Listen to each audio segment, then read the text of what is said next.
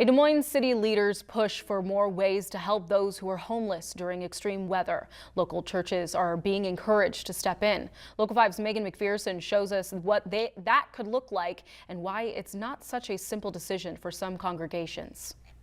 Every Sunday for the last decade, Reverend Mina Bothwell has led worship at Catholic Hill Lutheran Church, offering prayer and communion to each member of the congregation.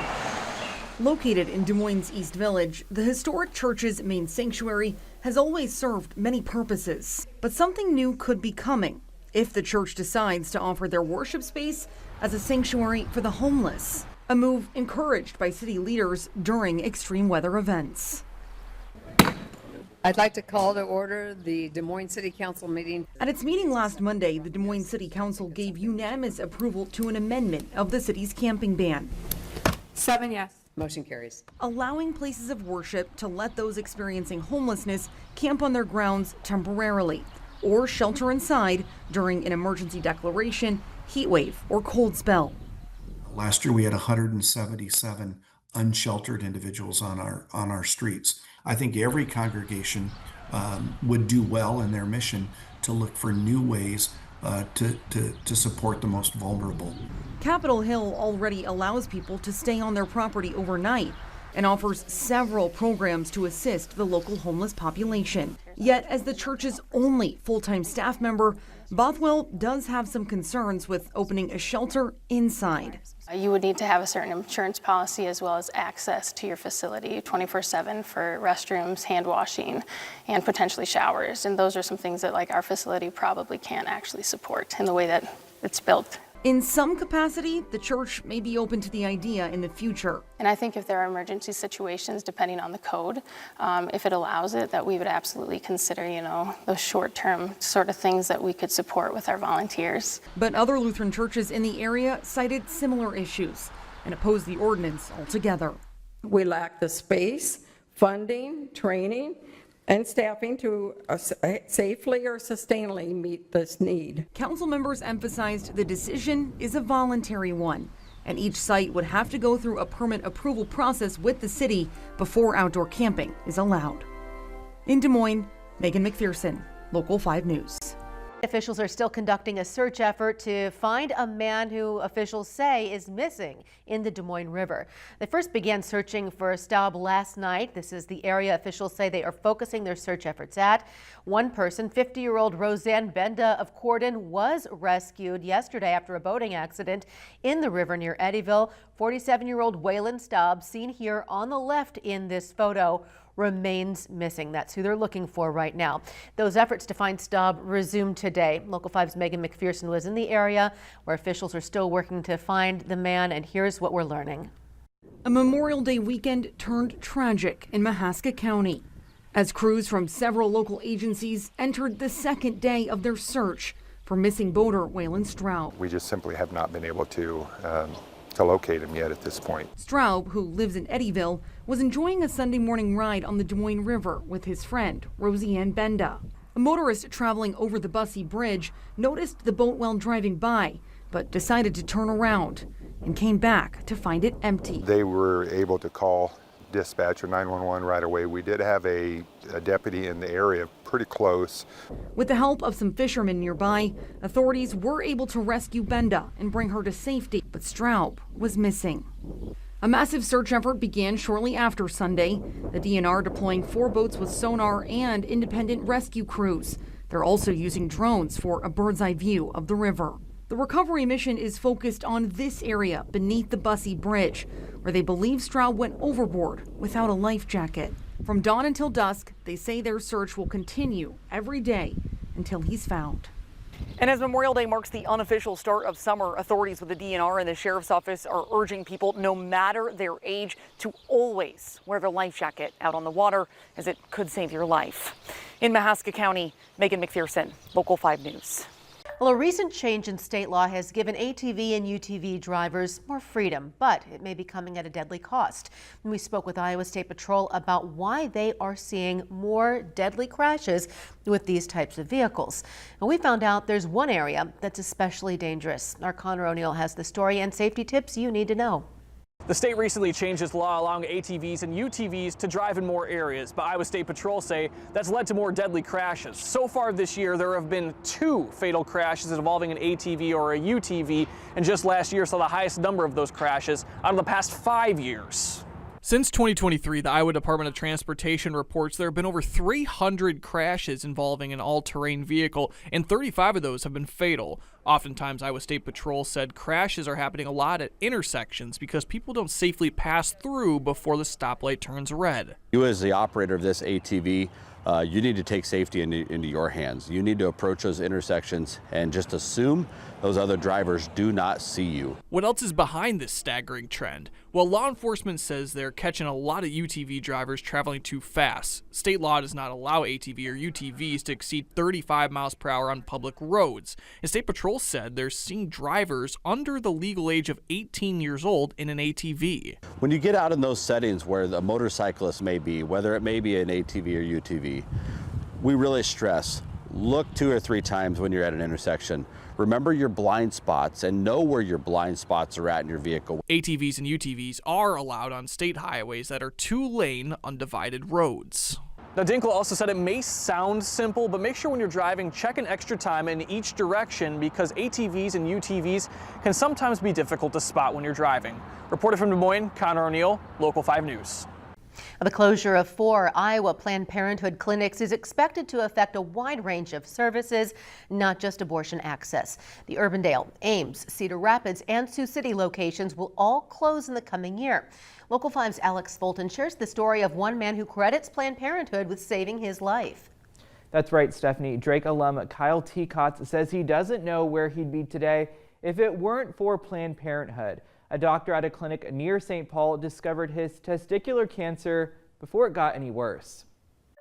Crazy, scary times to be in. Last August, Drake alum Kyle Teacotz turned to Planned Parenthood when he noticed some swelling. I knew of Planned Parenthood, knew of the care they provided, knew they provided for all types of individuals, and I knew I'd be able to get the care I needed there. A doctor at the clinic referred him to a urologist who diagnosed him with stage 3 metastatic testicular cancer. I was going through this totally alone, and so Planned Parenthood was really there to support me through it as well. Planned Parenthood is also one of only a few places in Iowa that offers gender-affirming care. That is one of the things that the LGBTQ community is going to be experiencing, is just, fewer providers willing to actually provide that medically necessary care. Keenan Crow with One Iowa expects it will be harder for rural Iowans in particular to access health care. We are already 50th out of 50th in terms of the per capita number of OBGYNs in our state. We already have a very low number of providers available. This is simply going to decrease that even further. Teacotz, now in remission, went to Washington, D.C. earlier this month. He urged Minnesota's delegation to vote down a budget bill to defund Planned Parenthood, one of the reasons the Iowa clinics are closing. This could just be even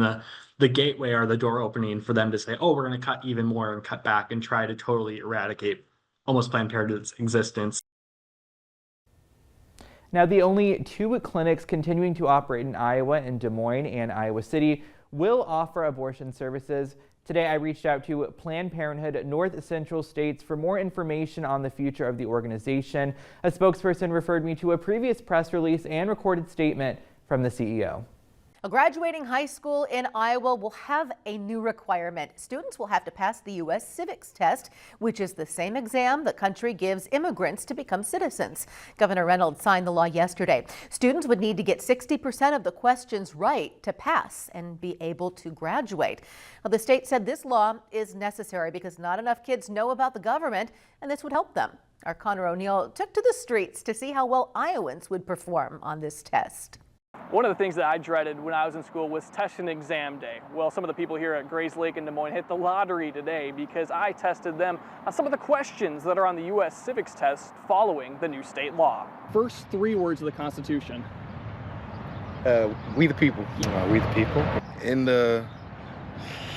I don't know that one. Okay. I don't know that it's one. We the people. We the people. I do that. I do that. Who's in charge of the executive branch? The president. President. President. Who wrote the Declaration of Independence? Abraham Lincoln. No. George Washington. Thomas Jefferson. Well, there was a group with John Adams and Hancock and Jefferson. How many amendments does the Constitution have? 27. What's one freedom from the First Amendment? Freedom of speech. Speech. One freedom?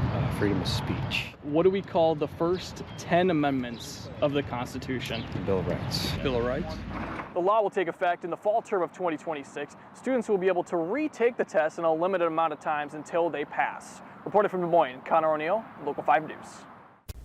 Well, a 16-year-old pled guilty in court today in connection to the death of an employee at Ellipsis Youth Home in Johnston. Just over a year ago, then 15-year-old Jovan Kareem Dion Mathis assaulted Kathleen Galloway Menke. Menke died days later of a brain injury related to that assault. Police say 4 officers were also assaulted and 2 had minor injuries. In the courtroom today, Mathis changed his not guilty plea. He pleaded guilty to a lesser offense of voluntary manslaughter, which is a Class C felony. In addition to that charge, Mathis also pleaded guilty to 3 aggravated misdemeanors and 4 serious misdemeanors for the assaults on police. Kathleen's family was in the courtroom today. It has been an emotional journey for them. Her father, who called her Katie, was by her side 7 days after the attack when she passed away. She opened her left eye, beautiful blue eyes she had. She opened that eye and she looked straight up and I looked at her eye and a big tear formed in her eye, rolled down her nose, fell on my hand. At that moment, I knew she was gone.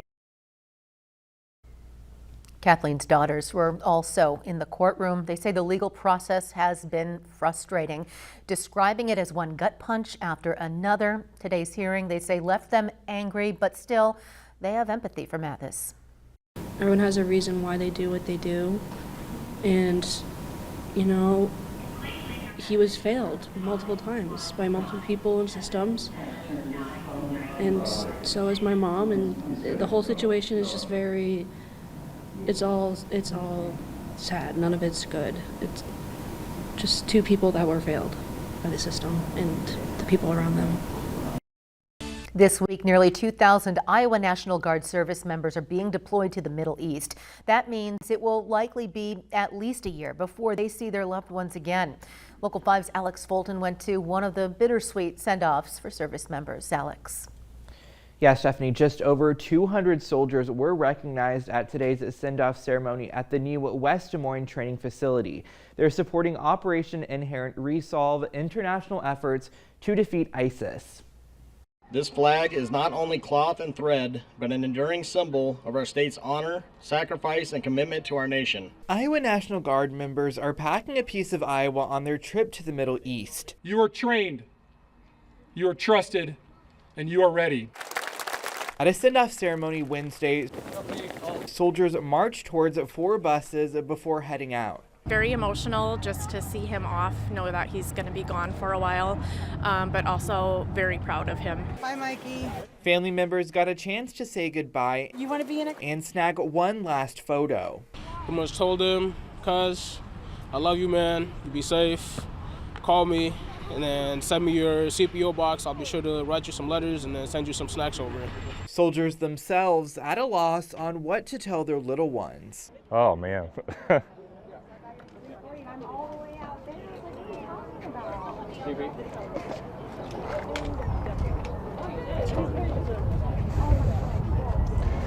Excuse me. Even months of boot camp doesn't prepare people for the emotions of this particular moment. Pretty much just praying for him, keeping him and all the rest of the soldiers in our prayers for safe return back when they get deployed back. Soldiers say although they'll be abroad, they plan to have constant communication with family. There's internet and phone, so Skype calls or signal calls home. Being able to FaceTime kids, so just trying to have that daily contact. A man in Tennessee is facing statutory rape charges after allegedly driving a West Des Moines girl out of state and engaging in sexual encounters with her. That's according to authorities in Jefferson County, Tennessee. Tennessee authorities got information from West Des Moines police after a teenager went missing over the weekend. During the search, Tennessee officials say a girl showed up at a home saying she'd been kidnapped. When deputies arrived, they identified her as the missing teen from West Des Moines. Investigators discovered 37-year-old Martin Amaya Sandoval Jr. was talking with the teen on Snapchat. They say he drove 13 hours to West Des Moines to pick her up. He's accused of engaging in sexual encounters with her. Sandoval is charged with 4 counts of aggravated statutory rape. More charges are expected in West Des Moines. Now, the Iowa teen was returned home safely to her family tonight. The family wanted to share that moment. They reached out to us to bring it to you. They have a message and they wanted their voices heard. Larissa Leone joins us after a heartwarming reunion for that family. It truly was, Stephanie. It touched my heart and many others who were there. And to protect the victim's privacy and dignity, we have removed any photo and mention of her name from our website and social media, and we will not be using it. Our baby is home. She's home. Over 3 days and over 850 miles of distance no family should have from their child. This is an experience I don't wish on no family. Thanks to the tireless work of law enforcement from multiple states and the outpouring support from the community. One West Des Moines family is finally whole again. I'm just overjoyed that my baby made it home, and I appreciate the entire village that backed us up and was there for us. The moment they saw their daughter again was one they'll cherish for a lifetime. She ran out that police station, jumped in our arms. Words can't even express how good that felt. But there is still work ahead for this family and others. I'm here to advocate for the other children. I got my baby back, but there's more kids out there that's missing. There's more kids that need this help. And as a community, if we ain't got us, who got us? But with the support of community leaders, they know they aren't alone. Our community leaders are not only going to support the family and Representative Johnson and all of us, we're planning to educate our own community now. We're going to hold town hall meetings. We're going to be meeting with other parents. We're looking at setting up some support groups. This is about action now. For now, they will all lay their head tonight under the same roof as they thank God for their answered prayers. She's doing good. She's happy. She's grateful to be home. She's thanking everybody. Community leaders will be setting up GoFundMes and ways you can support this family through the legal process they will face ahead. Once we get the information to those, we will link them to this story on our website at weareiowa.com. The way Iowans farm changes every year as new technology becomes available. Well, in Marshalltown, a pair of childhood friends have kick-started a new fertilizer spraying business that uses a tool that may surprise you. Our reporter Connor O'Neill and chief photographer Don Schmidt have the story.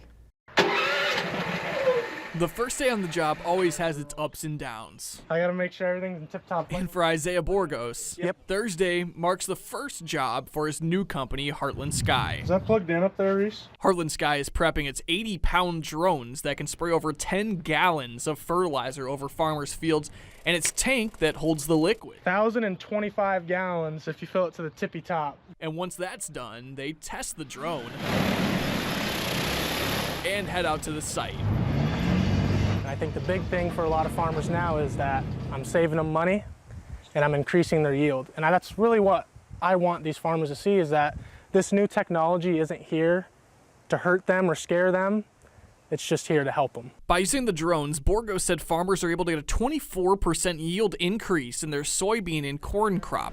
The drones can spray about 2 gallons of fluid per acre and 5 acres done per length down a field. And that's kind of how this whole drone thing started, getting in those nooks and crannies of like awkward spaces of fields. Before heading out to the job, Borgos maps out the plot of land with a GPS on his drone and marks different points outside the land. So when the drone hits the air, it follows the preset path automatically. When I spray these farmers' fields, I want to treat it like my own, and I feel like that's how it should be for every job I do. Well, thanks to new flying regulations, Borgos said he can also do his job at night, and he says it's more ideal than doing it during the day because the liquid that's being dropped from the drones can soak into the ground easier that way.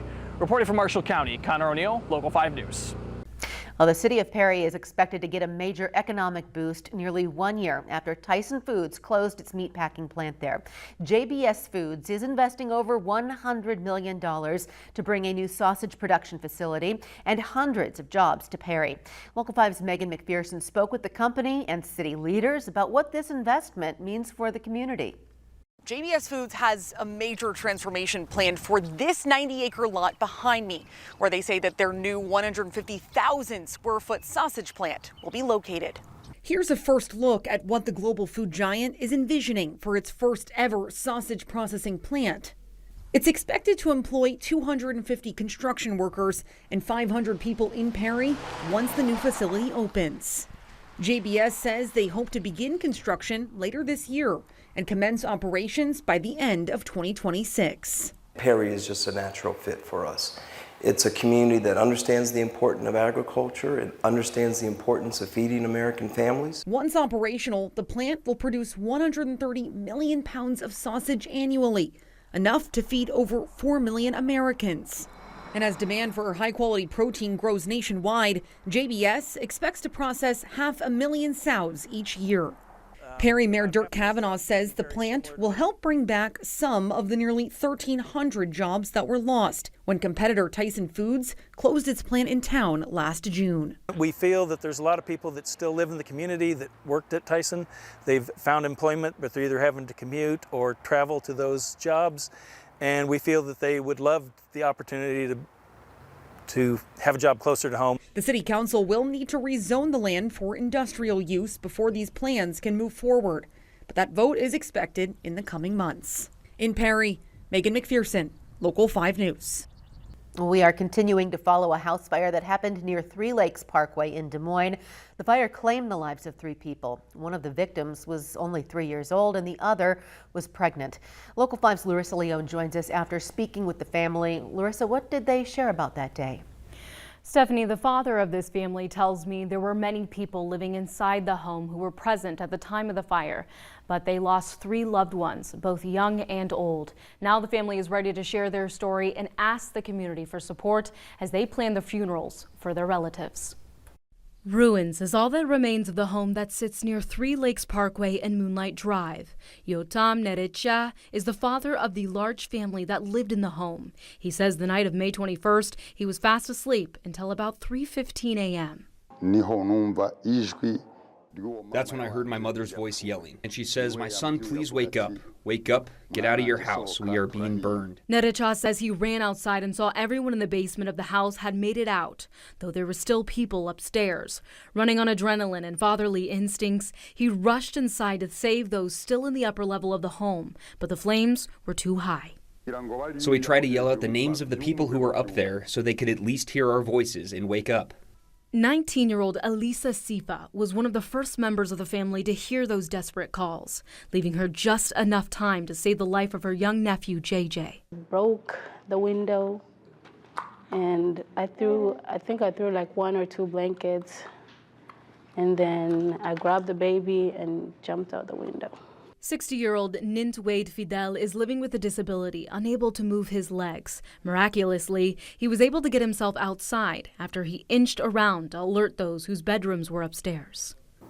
I crawled out, and I couldn't even find my way out.